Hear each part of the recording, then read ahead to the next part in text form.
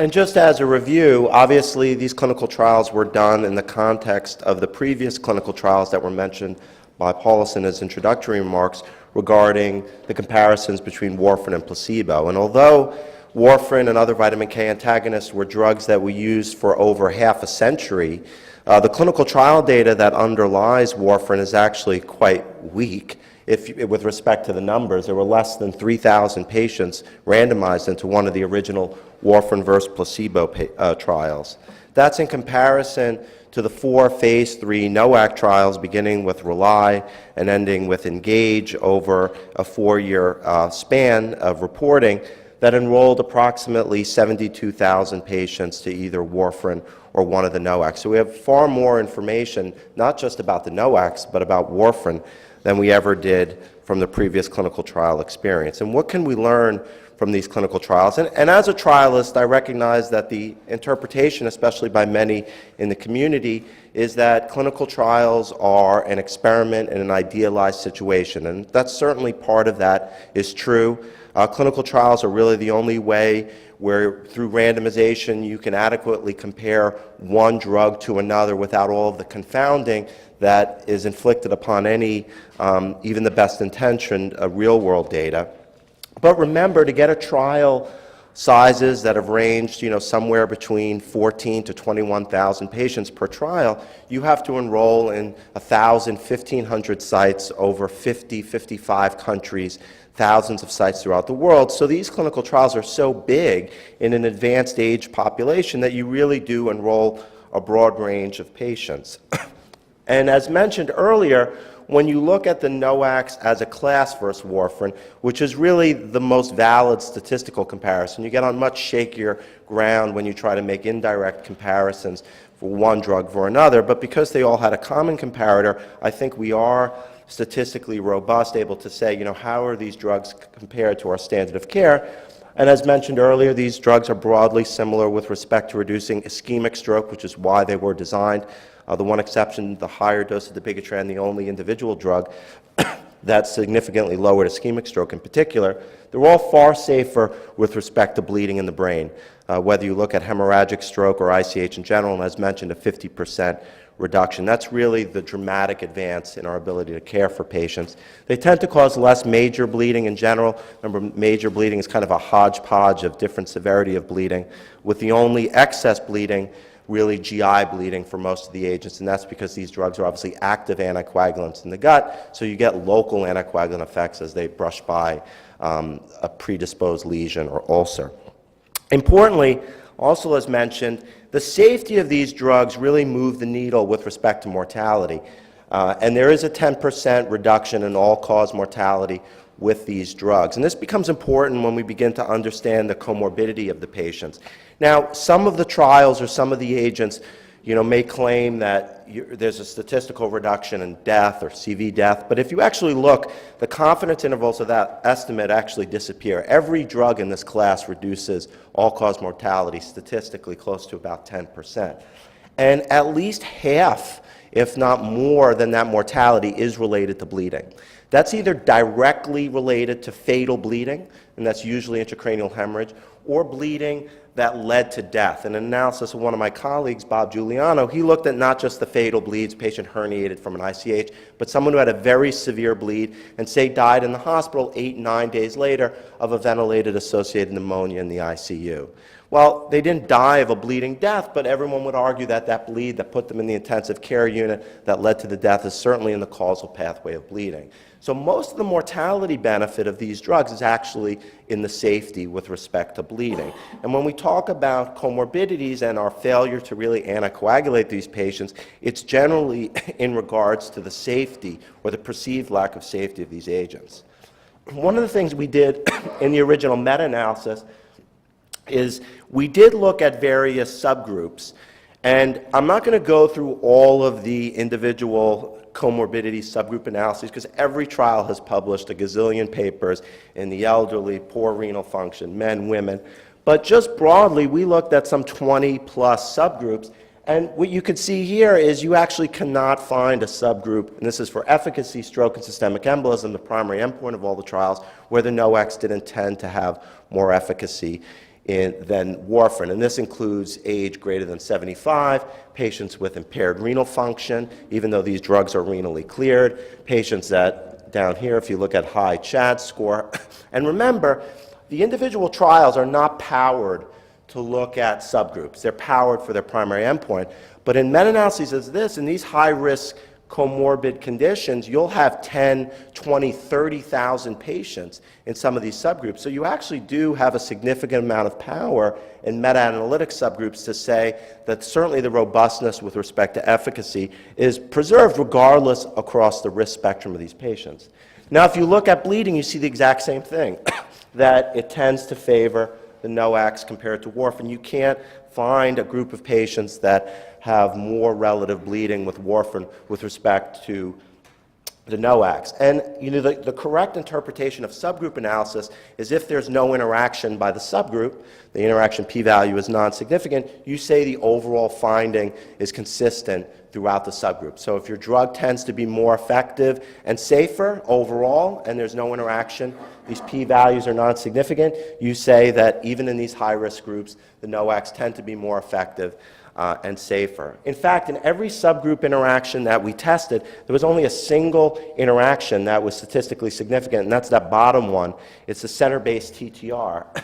And actually, all of the trials shared a center-based TTR boundary of 66%, which is pretty good. In the US, we're predominantly bad in INR management. Our INR range is 54%. You guys are quite better in Europe. But even in patients who had well-controlled TTR, actually the TTR didn't affect efficacy as much. It was really affect more of safety, which is something that's underappreciated. And the NOACs were better regardless of whether you had good TTR or worse TTR, but it was even better in patients who had a TTR below 66%. So again, underscoring that a lot of the benefit of the NOACs is really driven by the better safety. And this becomes important when we talk about some of the comorbidities.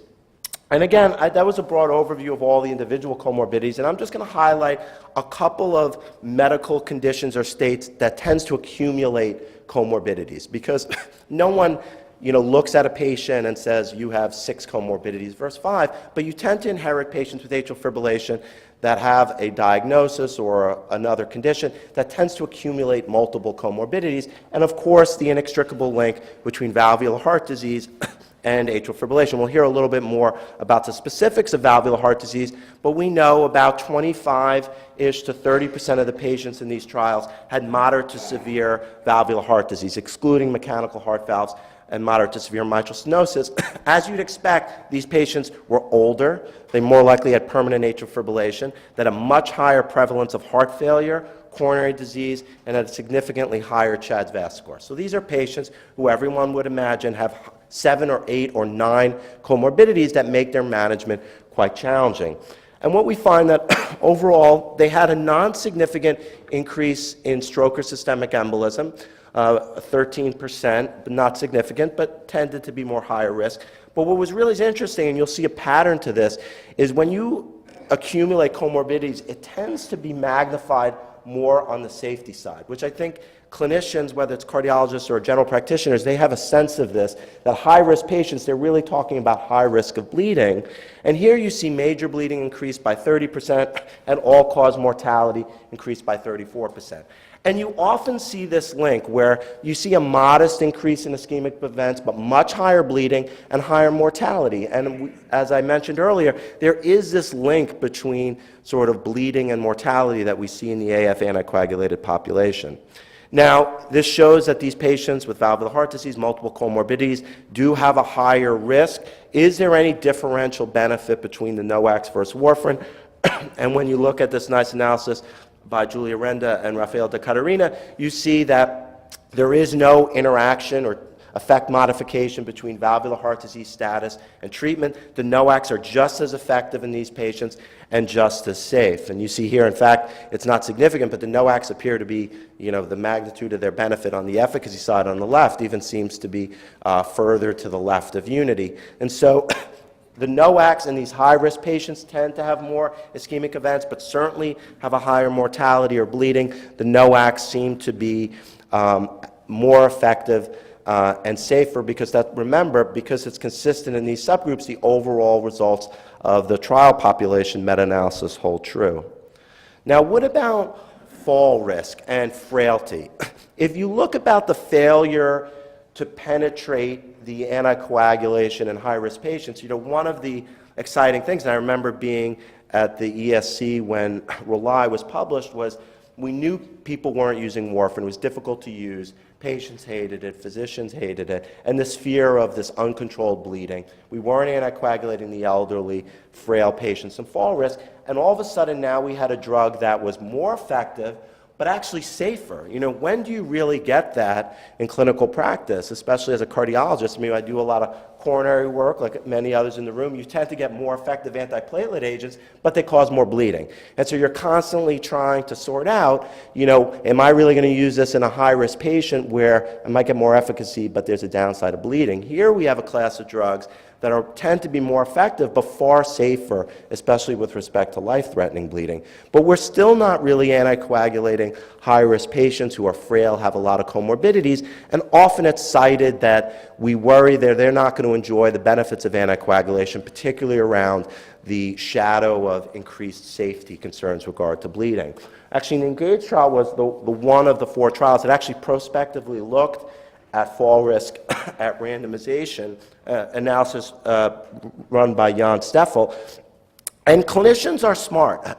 Without doing clinical trials, patients who have fell before or who were old or frail did have a higher rate of bad things happening to them. And they're the things that you'd imagine.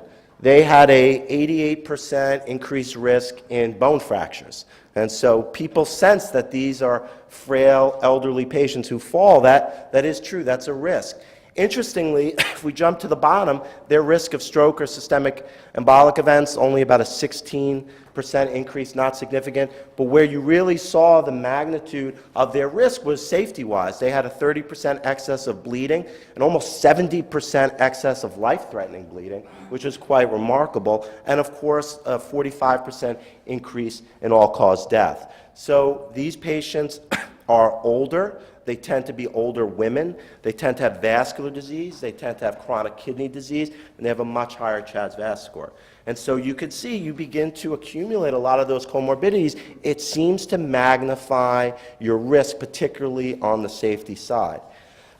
And this, again, from the ENGAGE trial, so this was edoxaban, but I think the messages would hold true for all the NOACs, is, these are the patients who actually the NOACs really shine the best, because they're at the highest risk of both stroke, bleeding, and mortality. And we see here, if we take fall risk patients in the red and just look at intracranial hemorrhage or life-threatening bleeding, you go from a number needed to treat of 100 to 175 to 31 or 39. So these patients who are at by far the highest absolute risk of significant safety concerns with respect to bleeding, you have a much more bang for your buck by treating with a NOAC. Look, the number needed to treat for all-cause mortality is halved from 66 to 34. And when you begin to do net clinical outcomes, and they're not expounded on this slide, but say the net primary clinical outpoint is stroke and systemic embolism, ISTH major bleeding, and mortality, you see that you go from a number needed to treat